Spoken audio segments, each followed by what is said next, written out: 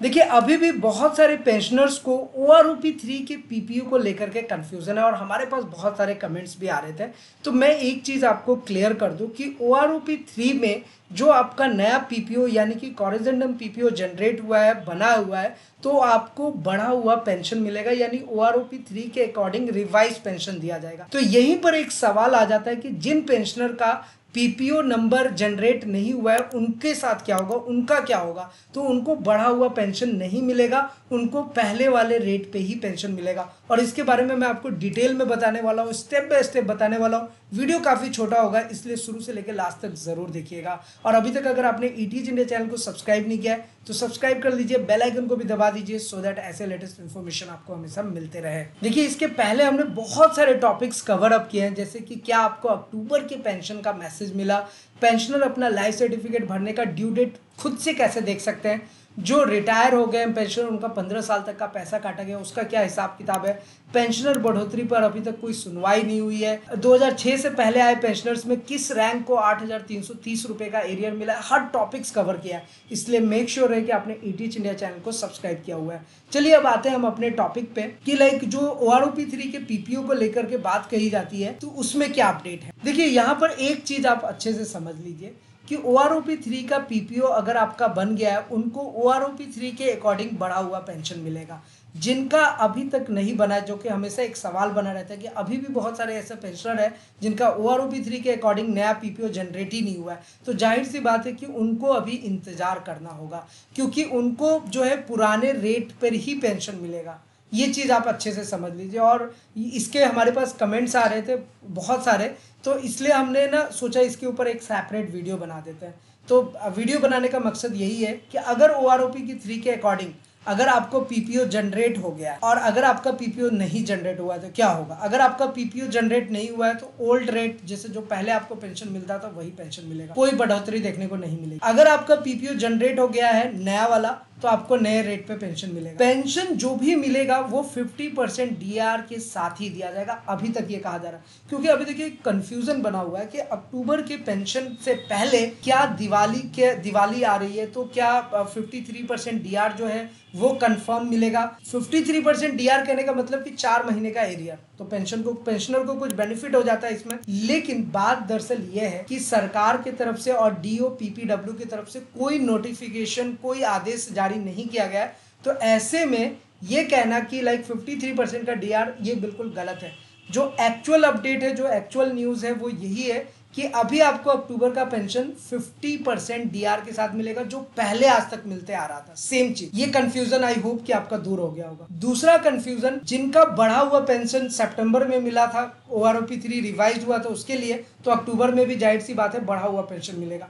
जिनका सितंबर में नया पीपीओ नहीं बना था, अक्टूबर में नया पीपीओ बन गया, तो उनको अक्टूबर में ओआरओपी 3 के अकॉर्डिंग रिवाइज पेंशन मिलेगा। वो आपका डीआर नहीं मिलेगा, डीआर तो 50% अभी फिक्स है, वही मिल रहा है। अगले महीने में हो सकता है कि वो आपका 53% हो जाए, क्योंकि ऑलरेडी 16 तारीख को सरकार ने अनाउंस कर रखा है, तो वो आपको अगले महीने में देखने को। अभी जो पीपीओ की बात है, रिवाइज पेंशन अगर पीपीओ बन गया तो मिल जाएगा, नहीं अगर अभी तक बन पाया है तो अभी भी आपको ओल्ड रेट का पेंशन मिलेगा। ये कंफ्यूजन दूर है। आप डीआर वाला भी आप समझ गए हैं कि इसके ऊपर तो हमने बहुत सारे वीडियोस भी बनाए हैं, तो जो हमारे पुराने सब्सक्राइबर है तो उनको तो सब कुछ पता है। लेकिन जो नए व्यूअर्स हैं उनसे रिक्वेस्ट करूंगा कि आप ईटीज इंडिया चैनल को सब्सक्राइब करके रखिए, क्योंकि हमेशा हमारी यही कोशिश है कि आपके साथ सही जानकारी शेयर करें।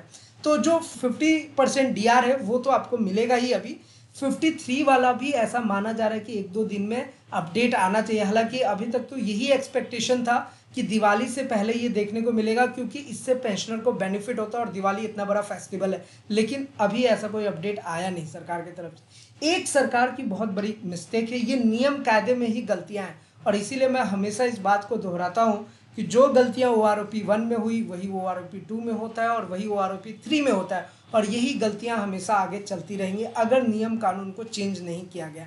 तो मेरी सरकार से यही रिक्वेस्ट है कि 16 अक्टूबर को सरकार ने अनाउंस किया, गवर्नमेंट ऑफ इंडिया की तरफ से अनाउंसमेंट आया कि डीए जो है वो 53% कन्फर्म कर दिया गया फॉर सर्विस एम्प्लॉय।